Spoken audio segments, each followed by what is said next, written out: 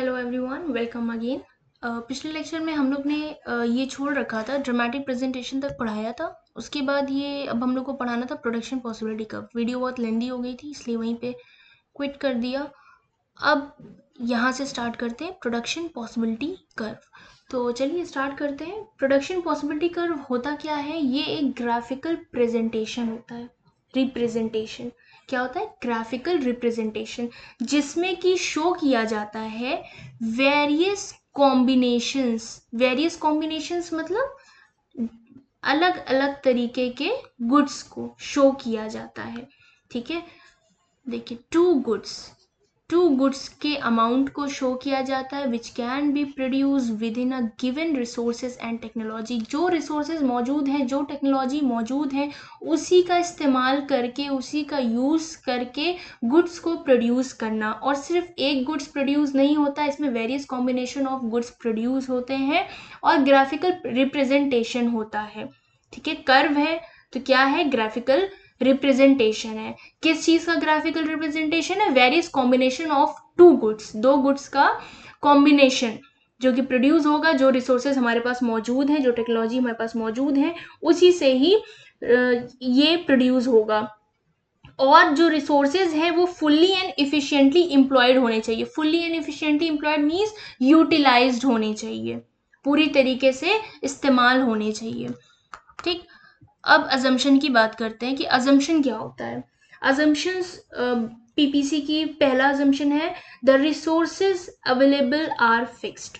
जो भी resources available होंगे, ठीक, वो फिक्स्ड होंगे, हम चेंज उसे नहीं कर सकते। If you have machinery, if you have land at one time, then you can't change that thing और दैट लैंड और दैट प्रोडक्ट। ठीक है, कुछ भी आप चेंज नहीं कर सकते। जो आपके पास मौजूद है, उसी मौजूद प्रोडक्ट से, उसी मौजूद टेक्नोलॉजी या अवेलेबल रिसोर्सेज से आप प्रोड्यूस करोगे। दूसरा, टेक्नोलॉजी रिमेन अनचेंज। टेक्नोलॉजी भी नहीं चेंज होगी। टेक्नोलॉजी मीन समझते हैं ना, जितनी भी मशीनरी चीज़ें आती सब टेक्नोलॉजी में आती, वो भी चेंज नहीं होगी। Resources are fully employed. जो रिसोर्सेज अवेलेबल हैं वो पूरे के पूरे यूटिलाइज होने चाहिए। फुल्ली एम्प्लॉयड का मतलब यहाँ पे है यूटिलाइज्ड। ठीक है, पूरे रिसोर्सेज क्या होने चाहिए? यूटिलाइज्ड होने चाहिए। Resources are efficiently employed. अभी फुल्ली और इफिशिएंटली दोनों का मतलब ये है कि फुल्ली पूरी तरीके से एम्प्लॉयड होने चाहिए। जितना है 100 है तो 100 का पूरा इस्तेमाल होना चाहिए। प्लस इफिशिएंटली, इफिशिएंटली यानी पूरे मेहनत और इफिशिएंट वर्कर के साथ यूटिलाइज होने चाहिए। ठीक, फिफ्थ पॉइंट क्या कह रहा है? Resources are not equally efficient in production of all products. जाहिर सी बात है, हर प्रोडक्ट में, ऑल प्रोडक्ट में, हर प्रोडक्शन में अलग अलग में इक्वली इफिशिएंट नहीं होते हैं रिसोर्सेज। ज़रूरी नहीं है कि जो रिसोर्सेज यहाँ पे अवेलेबल हो वही हमें दूसरे गुड्स को प्रोड्यूस करने के लिए भी उसकी ज़रूरत पड़े, ऐसा नहीं है। ठीक है, जैसे if resources are transfer from one production of goods to other.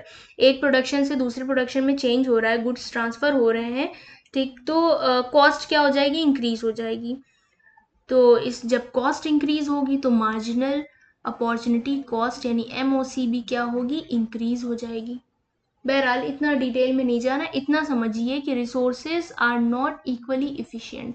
जो भी रिसोर्सेज अवेलेबल होते हैं वो इक्वली इफिशिएंट नहीं होते हैं। मान लीजिए एक एग्जांपल देते हैं, 5 लेबर किसी कंपनी में काम कर रहे हैं। क्या पांचों लेबर के अंदर वही इफिशिएंट है, वही मतलब मेहनत और लगाव और वही स्किल, वही टैलेंट है? सब में अलग अलग खूबी, अलग अलग टैलेंट, अलग अलग स्किल, अलग अलग एबिलिटी कह सकते हैं। ठीक है, अलग अलग एफिशिएंट होंगे अलग अलग तरीके से। बात समझ आ रही है ना? तो are not equally efficient in production of all products. हर प्रोडक्ट में रिसोर्सेज इक्वल इफिशिएंट नहीं होते हैं। ये 5 बेसिकली इसके क्या थे? अजम्पशंस थे। ठीक है, जब हम पीपीसी को ड्रॉ करते हैं तो कुछ अजम्पशंस होते हैं जो हमें ध्यान में रखने पड़ते हैं। तो ये 5 अजम्पशंस थे जो कि एग्जाम में पूछा जाता है। अगर आप पीपीसी लिख रहे हैं, एग्जाम में आया व्हाट इज पीपीसी, तो आप पीपीसी के लिखने के साथ साथ उसके अजम्पशंस भी लिखेंगे। अब बात करते हैं हम लोग ये टैबुलेशन की। टैबुलेशन में अभी हमने इससे पिछले लेक्चर में आपको एमओसी और एमआरटी सिखाया था कि किस तरह से निकलती है। तो यहाँ पे लॉस कितने का हो रहा है, दिख रहा होगा, यहाँ पे लॉस हो रहा है, इस यूनिट में लॉस हो रहा है और इस यूनिट में गेन हो रहा है ना। तो लॉस पहले हम लोग लॉस लिखते हैं क्योंकि फॉर्मूले में लॉस बोल रहा है, तो 1 आएगा, 10 में से 9 जाएगा 1। इधर गेन कितना हो रहा है, 1 हो रहा है, 1 यानी कि 1 एमओसी हो जाएगा। फिर इसमें दोनों में लॉस कितने का हो रहा है, 9 7 में 2 का लॉस हो रहा है और गेन यहाँ पे 1 से 2 में 1 का हो रहा है, तो 1। 7 4 में लॉस कितने का हो रहा है, 3 का हो रहा है। गेन यहाँ 2 और 3 में कितने का हो रहा है, 1 का हो रहा है, कितना आ जाएगा 3। 4 और 0 में इसलिए इसको फास्ट फास्ट कर रहे हैं क्योंकि पिछले लेक्चर में ये चीज को हम लोग ने बहुत ही डीपली समझा था और फिर भी डीपली समझा रहे हैं, कोई ज्यादा जल्दी नहीं है। 4 है, 4 में से 0 गया इधर, यानी लॉस इधर 4 का हो रहा है, इधर गेन कितने का हो रहा है, 3 और 1 में गेन कितने का है, 1 का गेन है। 1 लिखा, अब डिवाइड करोगे तो 4 ही आएगा। ये क्या निकल कर आ गया आपका, एमओसी कह लो या एमआरटी कह लो। अगर इसको मैंने बोला कि ग्राफ में बनाइए, पीपीसी को ग्राफ में ड्रॉ करिए, कैसे करेंगे, स्क्रॉलिंग में बड़ी दिक्कत आ जाती है समटाइम। ग्राफ आपको हमने पिछले ग्राफ में बताया था, ऐसे प्लॉटिंग करनी है, y और x लेना है, इसको ओरिजिन बनाना है और हम लोग यहाँ पे x को वीट मान लेते हैं और इसको y को राइस मान लेते हैं और फिर देखेंगे कि x में क्या क्या यूनिट है। x में देखा, ये जो वीट को मैंने क्या माना है, x, और ये y है। x जो है यानी वीट जो है 1 से लेके 4 तक गया है, 1 2 3 4 5 तक लेके चले जाओगे, कोई हर्ज नहीं है। 1 2 3 4 5 नीचे कर दिया। आप लोग ऐसे मत करना, रुको, मालूम हुआ होगी मैम ने भी ऐसे किया है। यूनिट एकदम बराबर और हर चीज परफेक्ट होनी चाहिए, स्केल रख के बनाइएगा। अब यहाँ नीचे लिखना चाहिए वीट, ठीक। अब यहाँ पे कैसे आप मेजरिंग करोगे, प्लॉटिंग करोगे। अब वाई वाले को देखना, यानी क्लोथ वाले को देखोगे, क्लोथ वाले को देखा तो आपको नजर आ रहा होगा 10 9 7 4 0, तो 0 से बिगिन होगा, वो तो ओरिजिन है, 0 से बिगिन होगा ही होगा।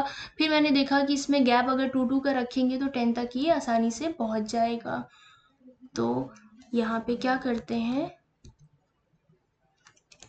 2 2 के गैप से 2 4, पिछले लेक्चर में भी यही यूनिट थी, बस वो 20 40 थी और इसमें देखो यहाँ पे गैप मैंने ज़्यादा कर दिया इनके और इनके बीच में।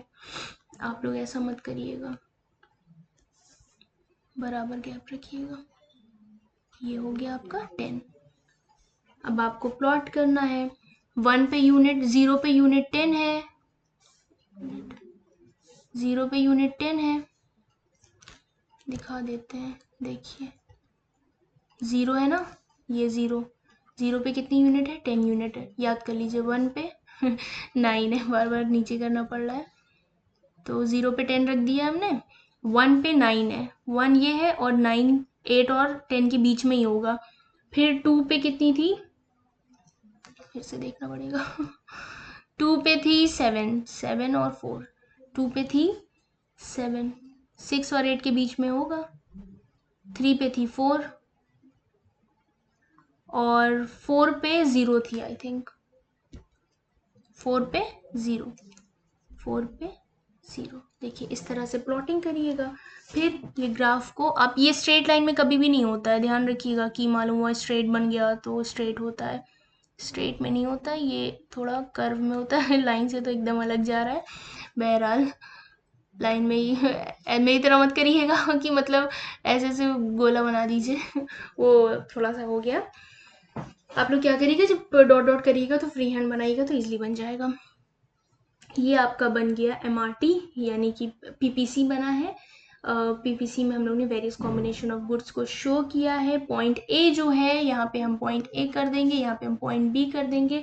जो पॉइंट ए है वो मैक्सिमम प्रोडक्शन दिखा रहा है क्लोथ का, सबसे ज़्यादा प्रोडक्शन क्लोथ का किस में हुआ है, 10 में हुआ है, तो मैक्सिमम प्रोडक्शन दिखा रहा है। और जो 10 यूनिट है विद 0 अमाउंट वीट में जो ई है वो आपका मिनिमम सबसे कम दिखा रहा है, जो 0 अमाउंट पे है। तो इस तरह से बनेगा, आप देख लीजिएगा। बहुत आसान है, प्लॉटिंग करना बहुत आसान होता है। एक यूनिट लीजिए और दूसरी यूनिट से टैली करते जाइए और ऐसे पॉइंट पॉइंट रखते जाइए और सीधी लाइनें खींच दीजिए, बस। और कुछ नहीं है, कुछ इतना मतलब कहते नहीं है बहुत ज़्यादा हार्ड नहीं है कि कुछ समझ में नहीं आएगा, बाउंस करेगा। बहुत ही कूल माइंड से, शांति दिमाग से, शांत दिमाग से कहते नहीं है, पढ़िएगा तो बिल्कुल समझ में आएगा। आई नो कि ये सब्जेक्ट आप लोगों के लिए नया है, समझने में थोड़ी डिफ़िकल्टी होती होगी, लेकिन जब भी कोई चीज़ हम नया सीखते हैं तो उस पे अपना टाइम ज़्यादा देते हैं, अपना वक्त हम ज़्यादा बिताते हैं उसको समझने के लिए, है ना? तो आप भी इसको समझने के लिए थोड़ा अपना वक्त इसके साथ ज़्यादा बिताइए, तो डेफ़िनेटली आप लोग को समझ में आएगा। ओके, चलिए अभी हम लोग ने पीपीसी का ग्राफ और डेफिनेशन देखा। अब हम लोग पढ़ेंगे पीपीसी के कुछ कैरेक्टरिस्टिक कि पीपीसी क्या। भी हमने इस फर्स्ट लेक्चर में अपॉर्चुनिटी कॉस्ट का बताया था, डाउनवर्ड होता है, कॉनकेव होता है ना, बस कुछ नहीं है, वही चीज़ है। तो पीपीसी क्या होता है? पहला पीपीसी होता है स्लोप्स डाउनवर्ड। आपने अभी देखा कि ऐसे ऊपर से आ रहा था, ऐसे नीचे तक आ रहा था और ऐसे शेप बन रहा था, कॉनकेव शेप बन रहा था। सेकेंड पॉइंट क्या हो जाएगा? कॉनकेव से पीपीसी कॉनकेव होगा ओरिजिन की तरफ, ठीक, पीपीसी कॉनकेव हो जाएगा। ये दो बेसिकली इसके क्या है?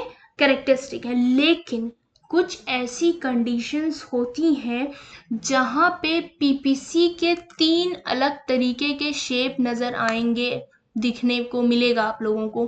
जैसे कि कॉनकेव, अभी मैंने बताया ना कॉनकेव होता है, बट आपको कॉन्वेक्स भी नजर आएगा। दिस इज कॉन्वेक्स, ऐसे शेप में भी नजर आएगा आपको, स्ट्रेट शेप में भी नजर आएगा, ऐसे स्ट्रेट शेप। फिर आप लोग कहोगे कि मैम ने तो बोला था कॉनकेव ही होता है, ऑलवेज कॉनकेव होता है, तो फिर ये क्या है? और तीसरा शेप जो है वो कॉनकेव है, यानी कॉनकेव तो पीपीसी तो कॉनकेव होता ही होता है। तो ऐसी कौन सी कंडीशन है कि कॉन्वेक्स पीपीसी का शेप कॉन्वेक्स हो जाता है? ऐसी कौन सी कंडीशन है कि स्ट्रेट भी हो जाता है? ऐसी कौन सी कंडीशन है कि कॉनकेव हो जाता है? तो पहली कंडीशन, ऐसा कब होता है व्हेन पीपीसी इज कॉन्वेक्स? तो देखिए, हम लोग के सामने, आप लोग के सामने एक टेबल नजर आ रही होगी। अब हम लोग को निकालना है यहाँ पे एमओसी। एमओसी फाइंड आउट करने के लिए वही सेम फॉर्मूला लगेगा, लॉस अपॉन गेन का, loss upon gain, loss upon gain. इसमें आपको लॉस नजर आ रहा होगा एमओसी का। जब हम पीपीसी निकालते हैं तो सबसे पहले क्या करेंगे? पहला वाला एमओसी हम लोग ऐसे कर देंगे डैश। अब दूसरा क्या करेंगे? इसमें से इसको माइनस करेंगे, कितना आया? 4। इसको इससे माइनस करेंगे, कितना आया? 3। 3 को 1 से माइनस करेंगे 2। 1 को 0 से माइनस करेंगे 1। लॉस गेन कितना है? 1 1 का है, यानी बराबर में उतनी ही वैल्यू आएगी, 3 4 2 1। ये निकल आया, समझ आया ना कैसे निकला है? हम लोग ऐसे ही करते हैं ना, तो बस ऐसे ही करना है। अब जब कह रहा है कि एमओसी, एमओसी पीपीसी कॉन्वेक्स जब रहेगा जब एमओसी डिक्रीज करेगा, ठीक है? व्हेन एमओसी डिक्रीजेस, जब एमओसी, एकदम दिमाग में बैठा लीजिए, डिक्रीज करेगा, डिक्रीज नजर आ रहा है ना, 4 3 3 हुआ, फिर 2 हुआ, फिर 1, डिक्रीज के फॉर्म में है। जब भी एमओसी डिक्रीज होगा तो जो आपका ग्राफ है वो किस शेप में बन जाएगा? कॉन्वेक्स शेप में बन जाएगा। ओरिजिन से टच होता है ऐसे, एक मिनट, ऐसे शेप में हो जाएगा, ठीक। तो चलिए देख के बना के आप लोग को दिखाते हैं कि कैसे हो जाएगा। देखिए, ये ग्राफ हो गया, वाई एक्स ओरिजिन, और 0 से लेके 4 तक है यूनिट। बार बार क्या उसको ऊपर नीचे करना, 1 2 3 4 तक ले जाना, 5 ले गया तो मैटर नहीं करता। और वो 10 तक है ना, हाईएस्ट 10 तक गया है। 0 से बिगिन किया, 10 से अगर हम लोग स्टार्ट कर दें, लेकिन 10 तक, हाँ हाँ 10 तक गया है। 2 से स्टार्ट करते हैं, 2 4 6 8 10, वैल्यू पुट करना है, वैल्यू पुट करना है। 0 पे कितना है, 10 है, हमें तो याद है, आप लोग भी देख लीजिए, 0 से 10 है, 0 पे 10 आपने ऐसे डॉट बना दिया। फिर 1 यूनिट पे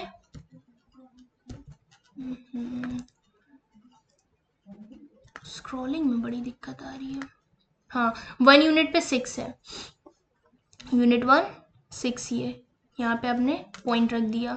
यूनिट 2 पे 3 है, यूनिट 2 और 2 और 4 के बीच में जो 3 है, ये 2 और 4 के बीच में क्या आ जाएगा, 3 आ जाएगा।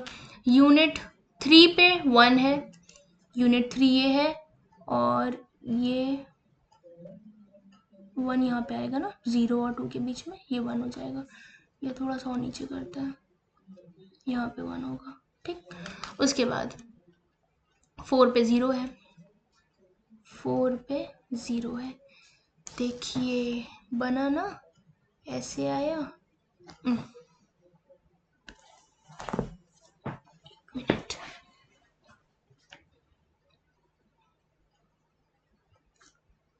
देखिएगा, बना, ये शेप बना, बाहर की तरफ मुंह खुल रहा है इसका, बाहर की तरफ ओपन हो रहा है ना, अरे बाहर की तरफ ओपन हो रहा है, तो ये क्या हो जाएगा, कॉन्वेक्स शेप हो जाएगा। क्लियर, देखा यहाँ पे कॉन्वेक्स हो गया। अब पीपीसी कब स्ट्रेट बनता है, पीपीसी स्ट्रेट जब होगा जब व्हेन एमओसी कांस्टेंट, जब एमओसी कांस्टेंट हो जाएगा तो पीपीसी स्ट्रेट लाइन फॉर्म होगा। कैसे, पहला डैश कर दीजिए, दूसरा इससे माइनस करिए, माइनस करने पे 16 में से 12 जाएगा, 4 बचेगा, फिर 12 में से 8 माइनस करिएगा, फिर 4 आएगा, फिर 8 में से 4 को माइनस करिएगा, 4 आएगा, फिर 4 में 0 को माइनस करिए, 4 आएगा। चलिए वही फॉर्मूले पे लगा के आपको दिखा दे रहे, वरना आप कहोगे कि मैम बिना फॉर्मूले लगाए सिर्फ इस यूनिट से आपने एमओसी निकाल लिया, तो फॉर्मूला लगाकर आपको दिखाते हैं। 0 से 1 यूनिट का गेन हुआ, एमओसी का फॉर्मूला पता है ना, लॉस अपॉन गेन। 1 का 2, 1 में 1 से 2 1 का गैप हुआ, फिर इसमें भी 1 का गैप है, 1 का सब में देखो 2 3 4 1 1 का गैप है, यानी 4 डिवाइड करोगे 1 से तो 4 ही आएगा, 4 ही आएगा। ये क्या हो गया, ये हो गया कांस्टेंट, कांस्टेंट हुआ। जब ये कांस्टेंट हो जाएगा तो स्ट्रेट लाइन, पीपीसी का जो शेप है वो एकदम ऐसे स्ट्रेट हो जाएगा, बजट लाइन की तरह। अभी आगे पढ़ाएंगे आप लोगों को, देखिएगा, ठीक। तो चलो डायग्राम बना लेते हैं, इसका भी फिगर बना लेते हैं।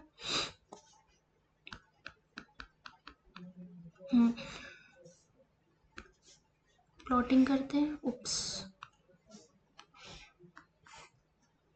y हो गया, x हो गया, 0 हो गया, फिर वही 2 2 का गैप ले लो, 4 4 का बहुत लंबा चला जाएगा, 4 4 का गैप ले लो, ज़्यादा लंबा ग्राफ नहीं बनाया जाता है, ठीक। 12 16 हो जाएगा, और इधर 1 1 का गैप है, 0 से 1 2 3 4 तक ले जाओ, प्लॉटिंग कर दो।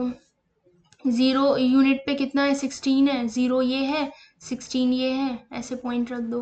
1 पे 12 है, 1 ये है, 12 है, 2 पे 8 है, 2 ये है, 8 है, 3 पे 4 है, 3 ये है, 4 ये है, 4 पे 0 है, 4 पे ये देखो, मैंने यहाँ पे यूनिट गैप ज़्यादा कर दिया ना, इसलिए देखो थोड़ा फैला हुआ लग रहा है ना। तो जो ये यूनिट होती है बराबर होनी चाहिए, ज़रा सा भी गैप इधर उधर नहीं होना चाहिए।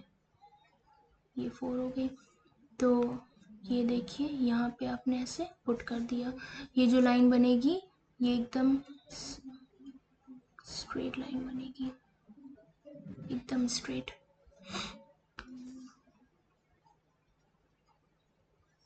बात समझ आ रही ना।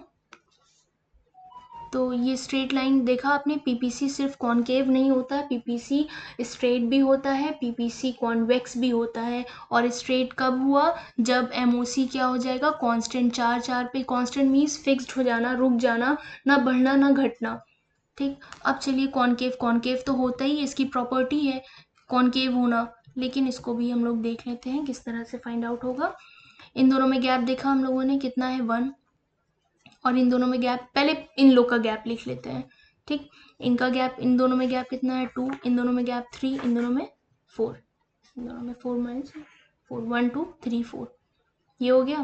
पहला वाला ऐसे ही रहता है, ये हो गया इस तरह से।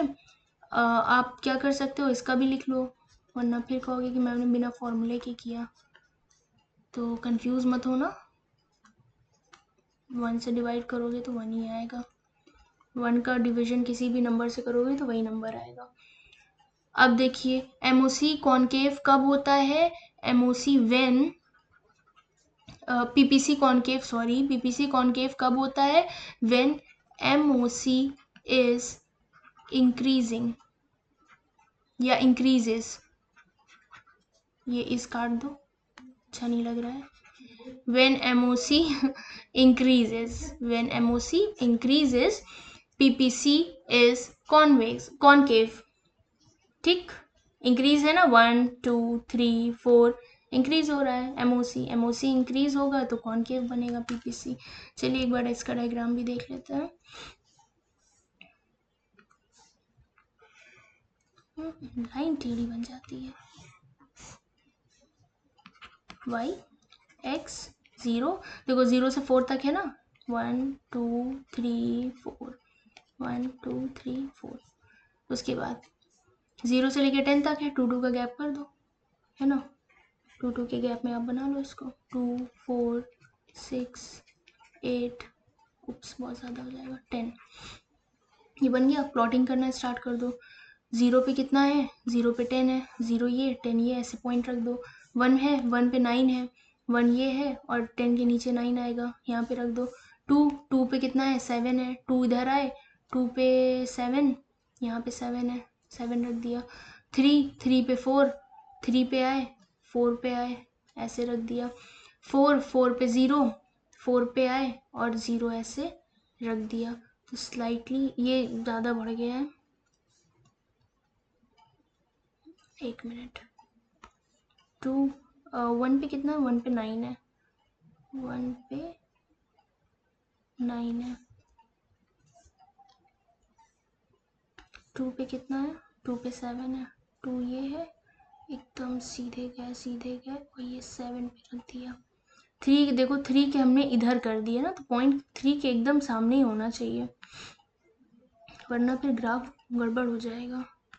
3 पे 7 है, 3 ये 7, उप्स, 3 पे कितना है, 4 है, 3 पे 4, ये 3 ये 4 और 4 पे 0। तो ये देखिए यहाँ से कर्व स्टार्ट हुआ है और ऐसे बनता जाएगा, इस तरह से ऐसे कॉनकेव हो जाएगा, ये नीचे की तरफ।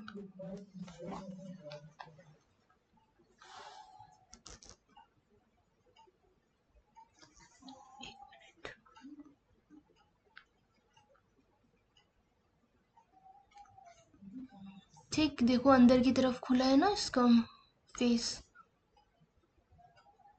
थोड़ा सा भी डरो, ज़्यादा भी डर जाता है, कोई बात नहीं। पेशेंस, पेशेंस बहुत ज़रूरी होता है किसी भी काम को करने के लिए। अगर आप में पेशेंस है तो आप वो काम 100% कर लोगे, पेशेंस नहीं है तो काम नहीं कर पाओगे। ये कौन सा शेप हो गया, ये है कॉनकेव शेप। कॉनकेव कब होता है, जब एमओसी इंक्रीज होता है। क्लियर, आपने 3 शेप पढ़े, स्ट्रेट पढ़ा है, कॉन्वेक्स पढ़ा है और कॉनकेव पढ़ा है। स्ट्रेट कब होता है, कॉनकेव कब होता है, जब एमओसी इंक्रीज होती है, और स्ट्रेट कब होता है, जब एमओसी कांस्टेंट हो जाती है। देखिए एमओसी कांस्टेंट हो गई, 4 4 4 पे आके ठहर गई, रुक गई, तो ये क्या हो जाएगा आपका कांस्टेंट, पीबीसी स्ट्रेट बन जाएगा। जब यहाँ पे एमओसी डिक्रीज होना स्टार्ट कर देगी तो ये कॉन्वेक्स शेप बन जाएगा। देखिए डिक्रीज हो रही ना, 4 थी पहले, फिर 3 हो गई, फिर 2 हो गई, फिर 1 हो गई, फिर 1 हो गई। ये 3 बेसिकली इसके शेप थे जो कि आते हैं एग्जाम में, पूछे जाते हैं। और नेक्स्ट आप लोगों का है shift and rotation of PPC. वही है कि बड़ी लंबी वीडियो हो जा रही है, तो हम सोच रहे हैं इसको भी यहीं पे एंड करते हैं और नेक्स्ट इसका पार्ट आप लोगों को नेक्स्ट वीडियो में पढ़ाएंगे। शिफ्ट एंड रोटेशन, शिफ्ट अलग है, रोटेशन अलग है, ऑफ पीपीसी, यानी चेंज इन पीपीसी। हम कैसे चेंज इन पीपीसी होगा, मींस राइट वर्ड कैसे शिफ्ट होता है, लेफ्ट वर्ड कैसे शिफ्ट होता है। अभी 3 शेप पढ़े हैं, उसी को दिमाग में आप लोग अच्छे से पढ़ लो, रख लो, स्टोर कर लो। उसके बाद नेक्स्ट लेक्चर में आपको ये देखने को मिलेगा। टिल देन पढ़िए, और क्या पढ़ते रहिए। Okay, thank you for watching, thank you.